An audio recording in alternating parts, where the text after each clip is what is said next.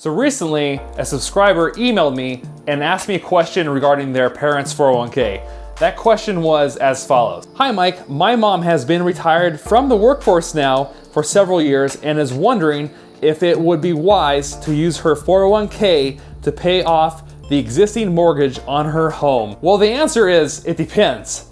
But by the end of this video, I believe you will have the tools and information necessary to help you make that decision for yourself if you're wondering the same thing. In this video, we're going to discuss two main things. The first thing we're going to discuss is the pros and cons, as well as the factors that should be taken into consideration before you start withdrawing any money at all from your 401k to pay off your home. Secondly, if you decide you want to go through with paying off your mortgage early with your 401k, we will discuss a strategic way to go about that process so you can pay the least amount of tax possible during that transaction. Let's begin. For many of us, the largest and last debt we have to pay off is our home mortgage.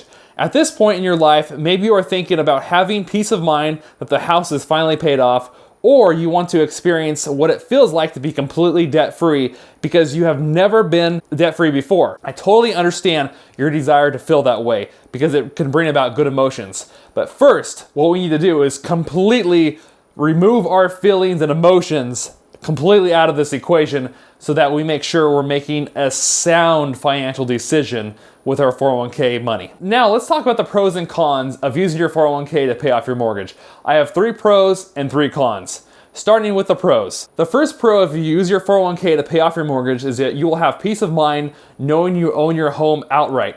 Secondly, you will be saving money on mortgage interest. And third, you will need less money to live on going forward because you will no longer have a mortgage payment wrapped around your neck. Now let's talk about the cons. The first con is you give up the potential compounding interest impact of your 401k investments and possibly trading your investments for a lower rate of return based on the home mortgage interest rate. Secondly, assuming you do not have other sources of income outside of your 401k, you run the risk of becoming house rich but cash poor, which could potentially put you in a position later on where you have to take on debt because you have no other available funds. You don't want to have to take a mortgage equity loan later on just to pay your normal expenses because that's going to put your house at risk. The third con is without careful planning, you might pay more taxes than you need to on your 401k distributions in order to pay off your mortgage. So basically, if you don't do this carefully, you can end up having a huge tax bill and you draw down your 401k faster than you ever wanted to begin with. So guys, those were some pros and cons. Obviously, there's more pros and cons out there, but now let's talk about some specific factors to consider when going about this decision-making process. I have 7 factors for you to consider in all, so let's begin. The first factor to take into consideration is 1, what is your annual mortgage rate? 2, what is the average annual rate of return on your 401k over the past 5 to 10 years? Is it higher or less than your mortgage rate? I find in the real world when I ask people that question, most people have absolutely no idea, and it's very sad, of what their actual average return is within their 401k. So if you don't know, ask somebody to help you or contact the brokerage firm where your 401k assets are held and ask them to help you determine what your average rate of return is in your account over the past year, 5 years, 10 years, etc. The third factor is what is your marginal tax rate since you have retired. This is important when determining how much tax you will have to pay when you withdraw from your 401k. You can get a rough idea of your income tax rate based on the 2018 tax tables. I'll provide a link in the description section of this video where you can go to find those tax tables. I'll also link up a video I did to give you a step-by-step guide of how to determine your marginal tax rate. 4. The fourth factor is how much would you actually need to withdraw from your 401k to pay off your home net of taxes. Many people don't understand that if you owe $100 grand on your mortgage left, let's say, you might have to take out like $120,000 to $140,000 from your 401k because of the taxes you still have to pay on that money. The fifth factor is, do you have emergency fund of 3 to 6 months worth of expenses saved up for emergencies that can arise? The sixth factor is, do you have other sources of income to get by besides Social Security? How will you get by if emergency comes up? And the seventh and last factor that I have for you guys to consider is, are you okay with taking risk in the markets by keeping your money invested? So guys, there's obviously more factors than that, but those are 7 when I really thought through this of that at least from my perspective, of what I would want to think through before making any decisions at all with my 401k. Go through those, take the time, do your homework, and get the answers to those questions for yourself. Work through it to help you make a better decision.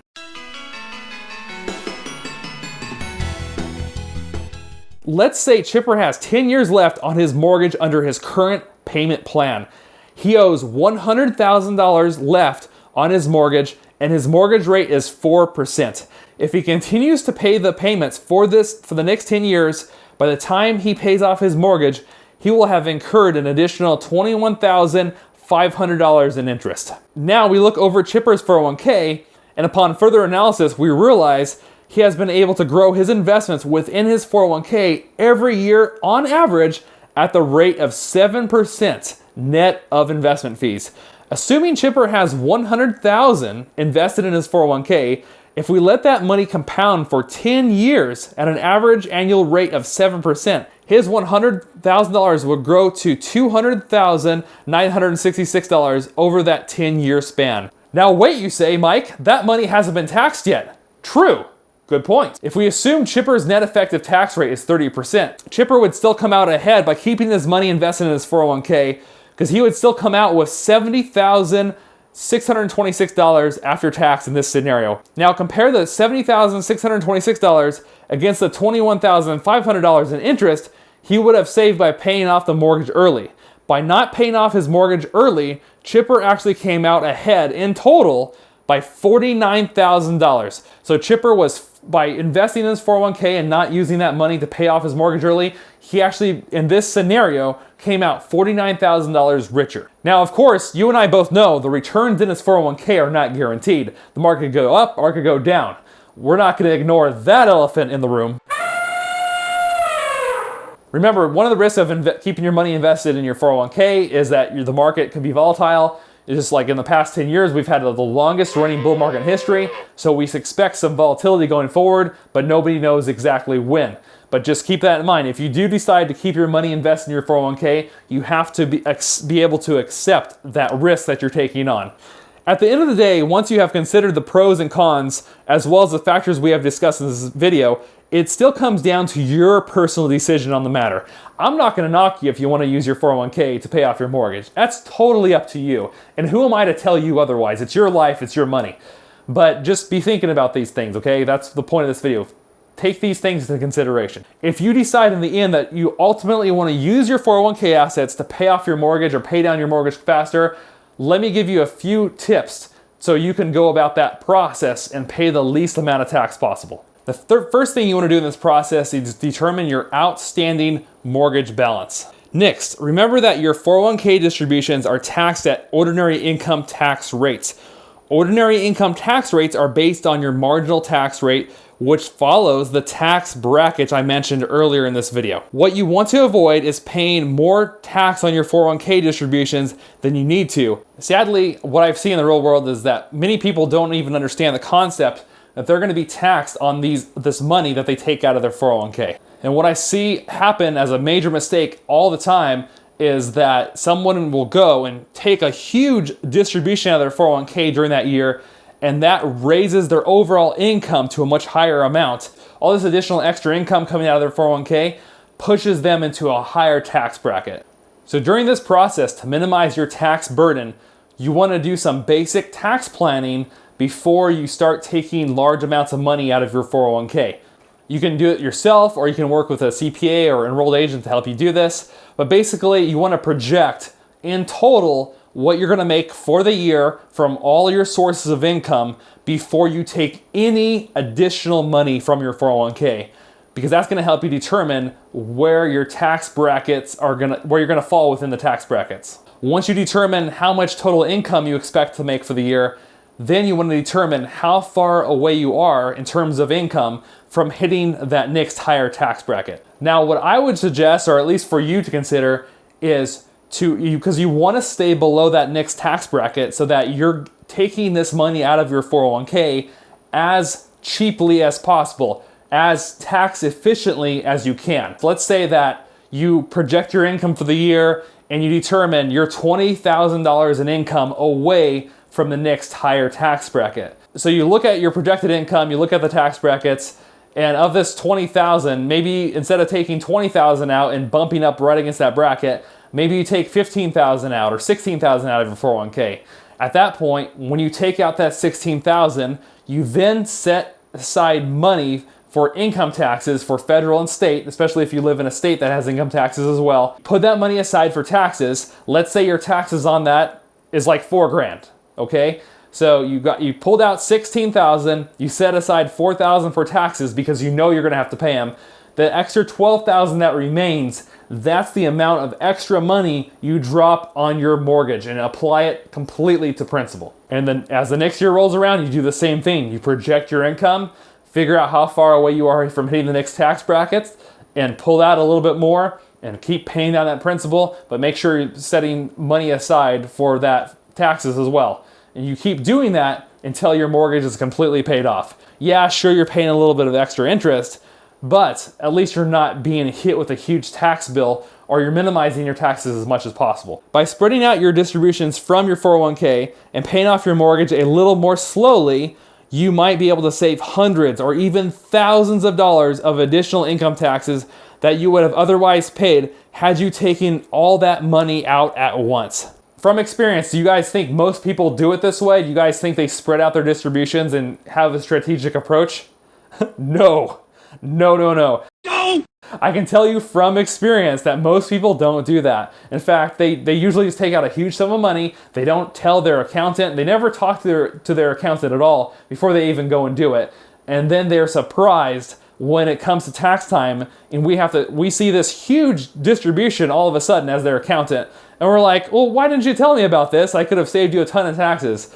And so what ends up happening is the person has to pay maybe $10,000, $20,000 in taxes, and they're completely shocked by how much tax they actually have to pay. And it'll make you sick to your stomach if you do that to yourself. Planning is the key to this thing being as successful as possible for you. As we wrap up this video, I'm gonna leave you guys with this. For some people, paying off their mortgage using their 401k makes perfect financial sense. It makes financial sense for them based on their personal goals and their personal situation.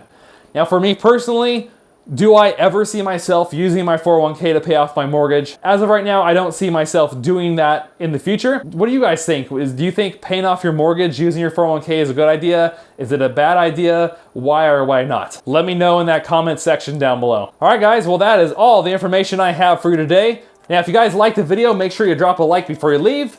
Be sure to share this information with a friend, especially if you know somebody who's retired and who's thinking about paying off their mortgage, because maybe their mortgage is the last that they have and they're looking over to their 401k to do it. Last but not least, if you're new to Money in Life TV, well, welcome to the channel, folks. This channel is all about helping you become fiscally fit as we teach finances, investing, and taxes, this stuff, on a regular basis. So be sure to subscribe to the channel if you have not already for our newest weekly uploads. Well, thank you so much. Chipper and I had a blast hanging out with you once again, as always, here on Money in Life TV. Have a great week, everybody. Now remember, the information you learned in this video, take it and use it to live your life uncaged. I'll see you guys in the next video. Take care, everybody. Peace.